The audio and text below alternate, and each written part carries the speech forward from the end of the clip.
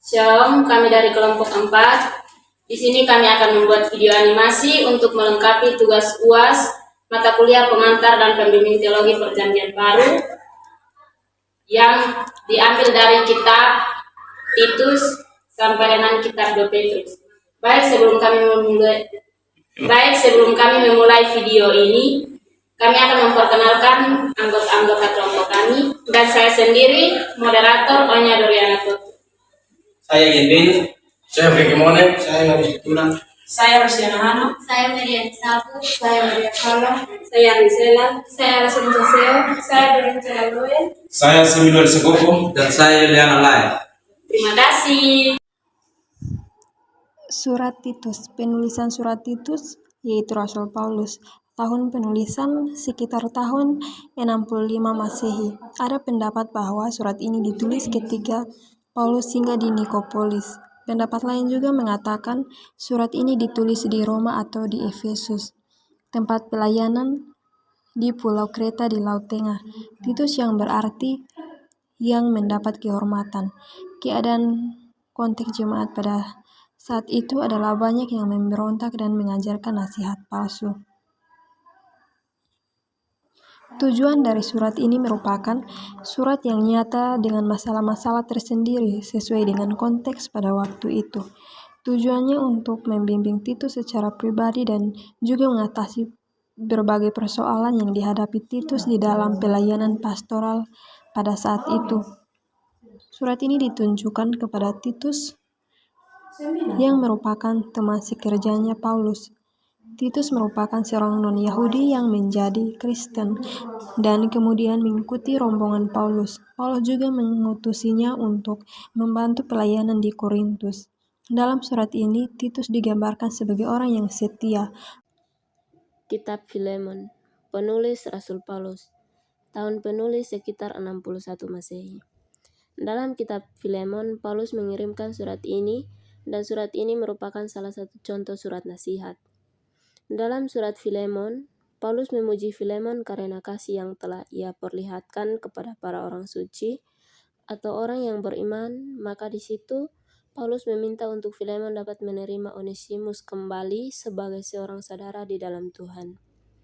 Kitab Filemon adalah sebuah kitab yang harus kita tahu bahwa kitab ini memperlihatkan hubungan kita dengan Yesus secara lahiriah dan batinia yang dapat kita asa dalam kehidupan kita bersama dengan keluarga sebagai pengikut Kristus yang benar-benar mengimani dalam kehidupan kita. Pokok pengajaran kitab Filemon. Dalam kitab ini, Rasul Paulus menulis surat kepada Filemon yang menjadi sahabatnya di kota Kolose. Filemon itu adalah seorang ningrat dan dalam kitab ini menceritakan seorang pembantu atau hamba yang bernama Onesimus. Tetapi di Roma, Onesimus sudah dapat bertobat karena penginjilan Rasul Paulus, sehingga ia sadar bahwa perbuatan yang ia sudah lakukan itu tidak sesuai dengan kehendak Tuhan. Ketika dalam kitab Filemon bahwa apa yang kita lakukan itu harus benar-benar sesuai dengan kehendak Tuhan, maka kita harus tahu bahwa dalam melakukan suatu hal itu, maka haruslah melakukan dalam iman, dan ketika tidak sesuai, maka harus memiliki kesadaran dalam diri kita sebagai orang Kristen yang hidup dan takut akan Tuhan. Kitab Ibrani.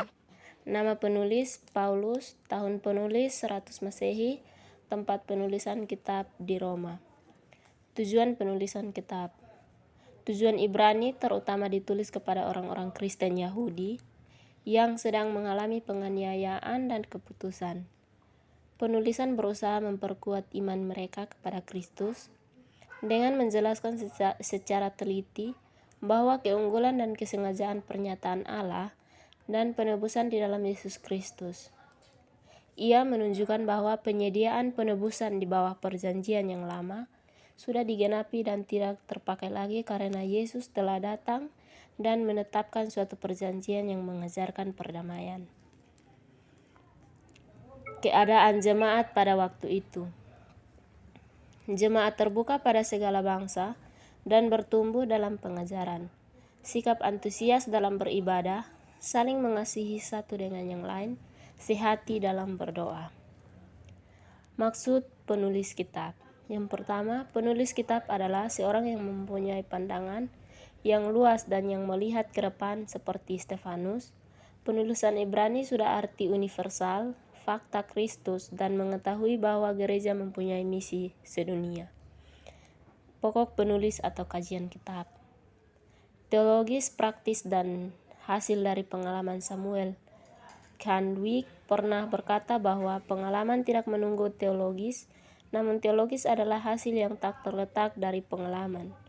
Teologis ini juga didasarkan pada tulisan suci, dan hingga penuh untuk terus berhubungan studi teologis untuk mempelajari kitab dalam kehidupan kita.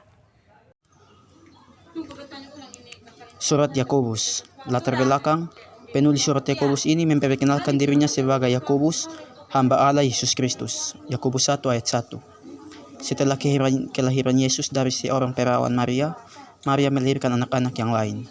Dengan Yusuf sebagai suaminya, salah satu dari anak-anaknya yaitu bernama Yakobus. Matius 13 ayat 55, Markus 6 ayat 3. Ia tidak termasuk salah satu dari ke-12 rasul. Matius 10 ayat 2-4. Namun kemudian disebutkan sebagai penatua yang pertama memimpin gereja di Yerusalem. Kisah para Rasul 12 ayat 17. Petrus menyebutkan sebagai Yakobus, saudara Tuhan Yesus, Galatia 1 ayat 19. Mungkin para penerima surat itu termasuk orang-orang yang pertama yang bertobat di Yerusalem. Dan setelah mati syahid terserak orang penganiayaan. Kisah para Rasul 8 ayat 1. Sampai Finisia, Siprus, Antioquia, dan lebih jauh lagi, Kisah para Rasul 11 ayat 19. Hal ini menerangkan bahwa mengapa pembukaan surat ini menekankan hal yang menanggung dengan hal sukacita, pencobaan yang menguji iman dan menuntut kebebasan. Yakobus 1 ayat 2-12. Pertama Petrus 1. Nama penulis Simon Petrus, tahun penulis 64 sampai 65 Masehi. Tujuan penulisan, maksud dalam penulisan surat ini untuk menguatkan iman kita yang sedang mengalami penyanyalaan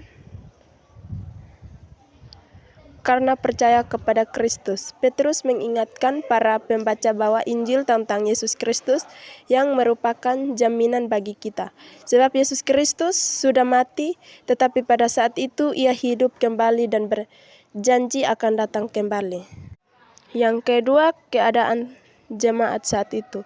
Dalam perjanjian baru, surat-surat yang ada memiliki ciri khasnya masing-masing. 1.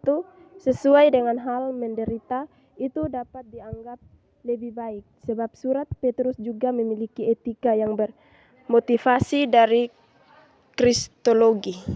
Tempat penulisan, surat Petrus ditulis Babylon, maksudnya penulis kitab.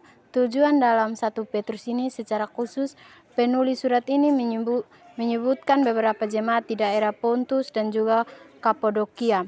Kita sebagai orang Kristen pasti memiliki hidup dalam sebuah persekutuan, dan juga dalam surat Ibrani ini kita belajar bahwa menegaskan serta dapat mengingatkan dan mengajak gereja masa kini, khususnya kita orang-orang dalam persekutuan, untuk sependapat dan saling mengasihi, dan harus mencerminkan sikap-sikap Kristus seperti yang sudah Petrus tuliskan dalam surat 1 Petrus bab 3 ayat 8 sampai dengan 12.